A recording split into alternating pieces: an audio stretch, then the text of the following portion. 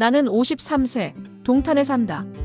20년 넘게 다닌 대기업에서 과장으로 장기 근속하다가 퇴직 권고를 받았다. 이 회사에서 청춘을 다 바쳤고 가족의 생계, 두 아이의 학비, 집 대출까지 모두 내 어깨 위에 올라와 있었다. 퇴직금 1억 5천만 원. 은행 통장에 꽂힌 그날 처음엔 벅찼다. 이제 좀 쉬고 인생 한번 돌아봐도 되겠지? 아내는 조심스레 말했다. 여보, 정말 고생 많았어. 우리 이제 조금은 여유 있게 살자. 하지만 나는 여유가 아니라 막막함을 먼저 느꼈다. 매일 아침 더 이상 출근하지 않아도 된다는 자유. 그리고 아무도 나를 찾지 않는 공허함. 막내는 고3, 큰애는 막 대학을 졸업하고 취업 준비 중이었다. 아빠, 앞으로 뭐 하실 거예요? 막내가 묻는다. 응, 아빠도 생각 좀 해봐야지. 허탈하게 웃었다. 동네 공원에 나가보면 나처럼 중년을 넘긴 남자들이 3-3-5 모여 담배를 피우거나 벤치에 멍하니 앉아 있었다. 그들 중 한 명이 요즘 뭐해? 퇴직금 굴릴 생각은 안 해봤어? 라고 말을 걸었다. 나는 애써 쿨한 척. 뭐, 은행에 넣어봐야 이자도 별거 없지. 대답했다. 그때부터였다. 내 마음 한구석에서 막연한 불안이 꿈틀거렸다. 퇴직금 1억 5천. 이 돈으로 과연 우리 가족이 안정적으로 살 수 있을까? 하루하루 아무 일 없이 시간이 흘러가자 나는 점점 뭔가 새로운 걸 해봐야 한다는 조급함에 시달리기 시작했다. 퇴직 후 한 달. 처음엔 쉬는 것 자체가 너무 어색했다. 아침에 눈을 떠도 갈 곳이 없었다. 출근할 때 입던 셔츠는 옷장 한 구석에 처박혀 있었고 거실엔 나보다 먼저 일어난 아내가 소파에 앉아 TV를 보고 있었다. 오늘은 뭐 할 거야? 아내가 묻는다. 글쎄, 산책이라도 해야지. 나는 핸드폰을 들고 동네 카페로 향했다. 커피 한 잔. 창밖엔 평일 낮임에도 나처럼 퇴직한 남자들이 여럿 있었다. 얼굴은 다들 익숙했다. 2030년 동네를 지키던 아저씨들이었다. 누군가 다가와 말을 건다. 형님, 혹시 투자 같은 거 관심 있어요? 공장 동기 출신의 박 과장이었다. 투자? 무슨 투자? 나는 대수롭지 않게 물었다. 박 과장은 손에 쥔 고급 자동차 키를 슬쩍 내보였다. 나 요즘 부동산 경매로 짭짤하게 벌고 있거든요. 몇 달 만에 1,000만 원 넘게 찍었어. 퇴직금 놀릴 필요 없이 굴리면서 수익 챙기면 노후가 훨씬 편해요. 나는 애써 쿨한 척. 그래도 그거 쉽지 않다며 라고 했지만 내 마음속에선 나만 뒤처지는 건 아닐까? 초조함이 자라났다. 집에 돌아오면 아내는 오늘 또 친구들이랑 놀다 왔어? 농담처럼 묻는다. 나는 웃으면서 우리도 노후 대책 한번 잘 세워야겠어 라고 말했다. 아내는 은행 적금 이자가 너무 낮다. 근데 위험한 건 좀 걱정돼 라고 덧붙였다. 나는 아내가 모르는 사이 퇴직금 일부를 이리저리 옮겨볼까? 슬쩍 고민하기 시작했다. 하루는 박 과장이 경매 카페에 나를 초대했다. 요즘 이런 정보 모르는 사람이 바보지. 나만 믿고 따라와요. 형님이면 진짜 큰 돈 만질 수 있어요. 카페에서 누군가의 성공담이 계속 들려왔다.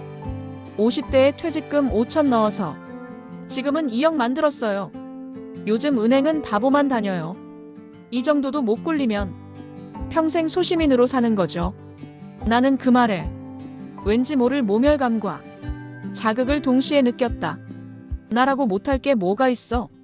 나도 해볼까? 욕심과 불안이 서서히 고개를 들었다. 퇴직금 통장을 열어본다. 1억 5천. 이 돈만 제대로 굴릴 수 있다면 아이들 결혼 자금, 아내 노후, 내 꿈꿔온 작은 가게까지 한 번에 해결할 수 있을 것 같았다. 나는 조용히 박 과장이 알려준 투자 사이트에 회원 가입을 했다. 그날 밤 잠이 오지 않았다. 이 불안과 설렘, 내 인생의 두 번째 막이 지금 막 열리는 것 같았다. 퇴직 후 2달째. 나는 이제 박 과장이 소개한 경매 카페에서 매일 새 글을 찾아보고 있었다. 초보자용 강의, 투자 성공 사례, 그리고 각종 홍보성 후기들. 나도 저들처럼 될 수 있을까? 퇴직금 1억 5천만 원. 그중 1,000만 원만 시드머니로 써보기로 했다. 처음엔 무서웠다. 모든 게 낯설었다. 박 과장이 경매 입찰에 필요한 서류를 하나하나 챙겨줬다. 형님, 이 정도 물건은 웬만하면 무조건 오릅니다. 한 번만 믿고 들어와요. 나는 심장이 두근거리는 걸 억지로 숨긴 채 도장에 사인했다. 며칠 뒤 입찰 결과가 나왔다. 낙찰입니다. 형님, 첫 성공 축하해요. 박 과장은 내 손을 잡고 회식이라며 고깃집에 데려갔다. 진짜 이렇게 쉽게 돈이 불어나는 건가? 며칠 뒤 경매 낙찰받은 소형 오피스텔. 바로 전세 세입자를 맞추고 수수료 빼고 수백만 원이 통장에 찍혔다. 박 과장은 이제 시작이에요. 형님, 시드 크게 넣을수록 더 빨리 굴러갑니다. 부추겼다. 나는 마치 내가 투자의 천재라도 된 것처럼 자신감에 차기 시작했다. 퇴직 후 처음으로 내가 가족의 미래를 직접 바꿀 수 있다는 착각이 들었다. 집에선 아내와 아이들은 내가 동네 친구들이랑 수다 떨다 오는 줄만 알았다. 오늘은 뭐 했어? 아내가 묻는다. 그냥 공원에서 바람 쐬다 왔지. 나는 아무렇지 않게 답했다. 밤마다 투자 관련 유튜브를 정주행했다. 주식, 코인, 부동산, 온갖 부자 되는 법. 영상이 나를 유혹했다. 한 번 더, 조금만 더. 이대로만 하면 노후 걱정 안 해도 되잖아. 점점 욕심이 커졌다. 지금 가진 돈만 잘 굴리면 애들 결혼 자금, 아내와의 여행, 그 모든 게 가능할지도 몰라. 작은 수익은 마약처럼 달콤했다. 한 번 맛보니 멈출 수가 없었다. 1,000만 원으론 부족해. 이번엔 3,000, 5,000. 조금씩 더 늘려도 되겠지. 이렇게 나는 조금씩 더 큰 판에 내 전 재산을 밀어넣기 시작했다. 1,000만 원, 3,000만 원 슬금슬금 늘려서 이젠 5,000만 원 가까이 경매와 단기 투자에 들어가 있었다. 이번엔 박 과장이 형님, 이거 진짜 대박 물건이에요. 서울 외곽에 재개발 호재 붙은 아파트인데 곧 값 뛸 겁니다. 속삭였다.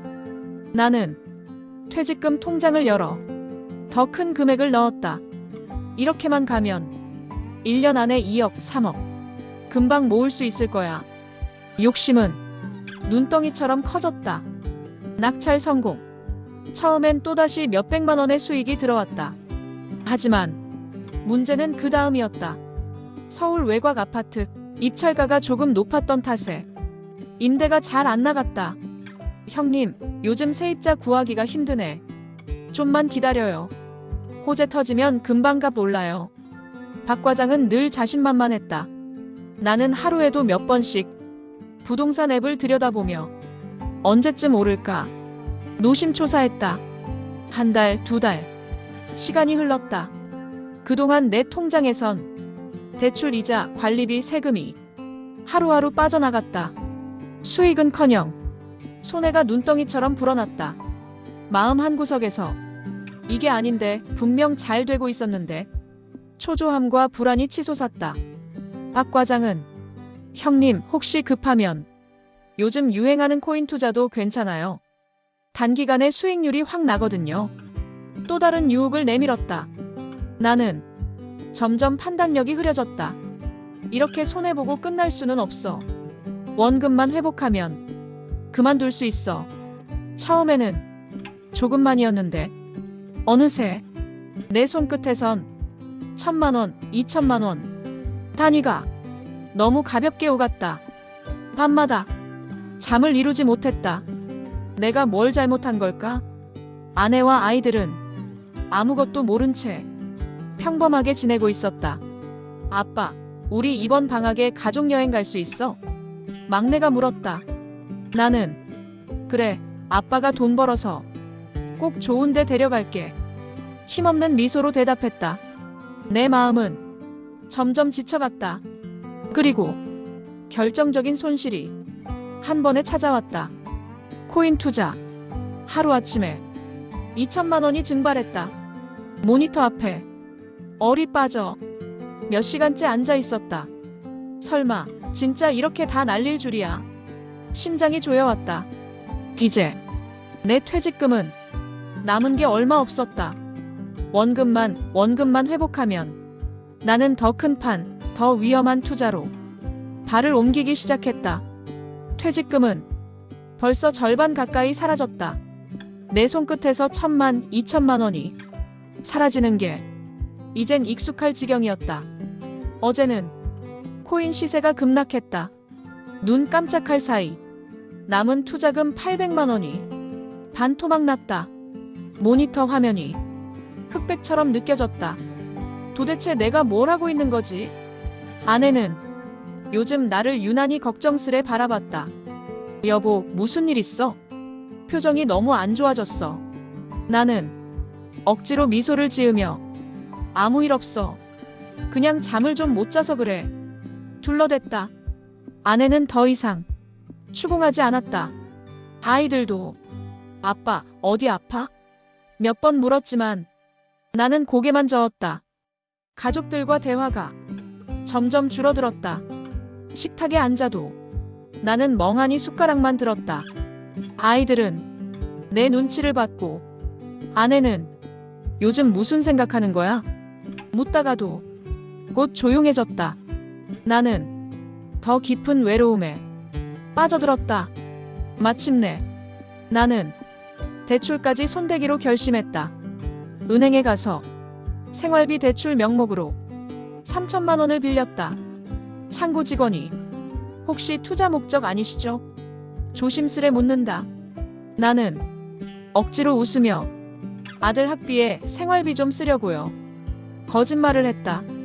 계좌로 들어오는 대출금 이체 알림을 보며 한숨을 쉬었다. 이 돈만 잘 굴리면 다시 회복할 수 있어. 마지막 기회야. 박 과장에게 이번엔 확실한 정보 있냐? 조심스레 물었다. 박 과장은 형님, 나도 요즘 어렵다. 근데 요즘 사람들 다 똑같아. 이 바닥은 운이야, 운. 툭 내뱉었다. 나는 이제 진짜 의지할 사람도 기댈 곳도 없다는 걸 서서히 실감했다. 밤에는 잠이 오지 않았다. 누워서 천장을 바라보다 휴대폰으로 또다시 투자 카페, 부동산 시세, 코인 시황을 미친 듯이 뒤적였다. 머릿속은 온통 원금 회복뿐이었다. 언젠가는 꼭 다시 일어설 수 있을 거야. 하지만 내 마음속 어딘가에선 이미 다 끝났다는 냉정한 목소리가 점점 커지고 있었다. 대출까지 끌어쓴 뒤 나는 더 이상 평범한 가장이 아니었다. 매일 아침 눈을 뜨는 게 두려웠다. 은행의 말림, 이자 납부 안내, 빨간 잔고 경고가 내 하루를 망가뜨렸다. 잠도 제대로 오지 않았다. 자다가 깨어 휴대폰을 붙잡고 새벽까지 투자 카페 글을 뒤졌다. 다음 날 아내는 내 눈 밑에 검은 그늘이 깊어진 걸 걱정스레 쳐다봤다. 여보, 무슨 일 있어? 계속 그러면 병원이라도 가봐야 하는 거 아니야? 나는 괜찮아, 조금만 있으면 다 정리될 거야. 억지로 대답했다. 그날 저녁 아내가 조심스레 물었다. 혹시 돈 문제 생긴 거 아니야? 카드값이 너무 많이 나왔던데. 나는 순간 숨이 막혔다. 아니야. 요즘은 그냥 이것저것 정리하느라 그래. 아내는 믿지 못하는 눈치였다. 아이들도 저녁밥을 먹다 눈치만 봤다. 가족 식탁에 침묵이 길어졌다. 나는 더 이상 가족을 볼 자신이 없었다. 밖에 나가면 예전 직장 동료들도 이젠 연락이 뜸했다. 카페에서 우연히 마주친 박 과장조차 형님, 나도 요즘 힘들어서 연락 자주 못 드려요. 뻔한 변명을 늘어놨다. 나는 점점 더 세상에 홀로 남겨진 것 같은 기분에 사로잡혔다. 어느 날 집에 있던 내 통장에 잔고가 50만 원 남았다. 한숨이 나왔다. 이렇게까지 될 줄 몰랐는데. 나는 거울 앞에 서서 눈밑이 퀭하게 꺼진 내 얼굴을 오래 쳐다봤다. 머리카락도 눈에 띄게 빠졌다. 밤마다 불면증에 시달리다 어두운 거실에 혼자 앉아 과거를 되짚었다. 차라리 처음부터 그냥 은행 적금만 넣고 살 걸. 내가 너무 욕심을 부렸나? 가족까지 망가뜨리는 건 아닐까? 자괴감, 후회, 절망이 온몸을 짓눌렀다. 나는 더 이상 나 자신을 사랑할 수 없었다. 가족들은 서로에게도 더 이상 편하게 말하지 않았다. 아내는 전화기로 누군가에게 요즘 남편이 너무 힘들어 보여. 어떻게 해야 할지 모르겠어. 조용히 상담했다. 나는 아내와 아이들이 서로 귓속말을 하는 걸 슬쩍 훔쳐보며 이제 정말 끝인가? 라는 생각에 잠겼다. 나는 삶이 한순간에 절벽 끝까지 내몰린 것 같았다. 하지만 아직도 나는 원금만 회복하면 하는 미련을 완전히 놓지 못했다. 한 달 전부터 은행에서 대출 연체 문자와 전화가 하루에도 몇 번씩 걸려오기 시작했다. 고객님, 대출 이자가 연체됐습니다. 빠른 시일 내 입금 부탁드립니다. 휴대폰 진동만 울려도 심장이 쿵 내려앉았다. 내가 이 정도로 불안하고 초라해질 줄 상상도 못했다. 어느 날 저녁 식탁에 앉아 있는데 아내가 조심스럽게 봉투 하나를 내밀었다. 여보, 이거 혹시 당신이 숨기고 있는 거 있으면 이제는 솔직히 말해줬으면 해. 이대로 가면 우리 가족 다 무너질 것 같아. 나는 봉투 안에 들어있는 카드 명세서, 은행 문자 내역을 마주보고 한참을 말없이 있었다. 미안해. 내가 다 망쳤어. 그제서야 내 눈에서 눈물이 떨어졌다. 아내는 한동안 침묵하다 차분하게 말했다. 여보, 나도 힘들었어. 요즘 당신이 점점 멀어지는 것 같아서 아이들도 불안해하고 나도 어떻게 해야 할지 모르겠어. 나는 아내의 말을 들으며 머리가 하얘졌다. 아이들은 거실 한켠에서 서로 작은 목소리로 얘기했다. 아빠 요즘 진짜 이상해졌어. 우리 집 혹시 망하는 거 아니야? 나는 그 소리를 듣고 도저히 눈을 마주칠 수 없었다. 회사 동료, 친구들과의 연락도 점점 끊겼다. 내가 가장 자신 있었던 직장인의 자존심도 이미 오래전에 무너졌다.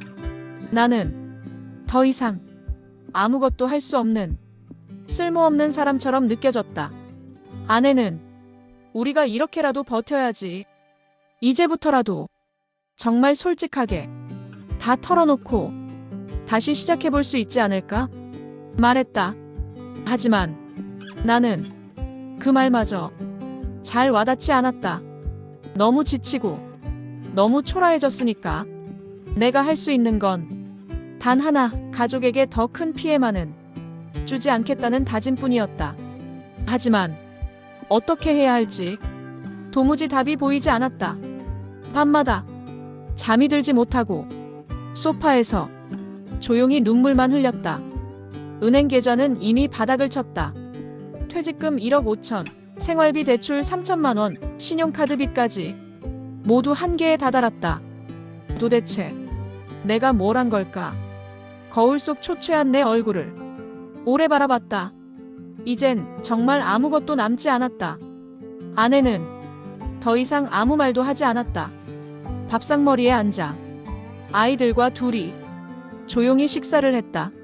나는 거실 소파 한켠에서 한 끼를 대충 때우고 허공만 바라봤다. 아이들 역시 예전처럼 내게 웃으며 말을 걸지 않았다. 이제 이 집안에서 나는 유령 같은 존재가 된 기분이었다. 그날 밤 아내가 내 옆에 와서 작게 말했다. 이제 정말 어떻게 해야 할까? 우리 집이라도 팔아야 하지 않을까? 나는 작게 고개를 끄덕였다. 미안해. 이렇게까지 될 줄 몰랐어. 정말 미안해. 아내는 잠시 내 어깨에 손을 얹었다가 조용히 방으로 들어갔다. 며칠 후 나는 결국 법원에 파산 신청 서류를 내러갔다. 이렇게라도 가족에게 더 이상 피해를 주고 싶지 않아서요. 직원은 서류를 받아들고 조용히 고개를 끄덕였다. 돌아오는 길 나는 동탄의 작은 공원 벤치에 오래 앉아 있었다. 봄이 다가고 여름이 다가오는 계절이었다. 나는 하늘을 올려다보며 조용히 다짐했다. 이제 정말 다시 처음부터 시작해야겠다.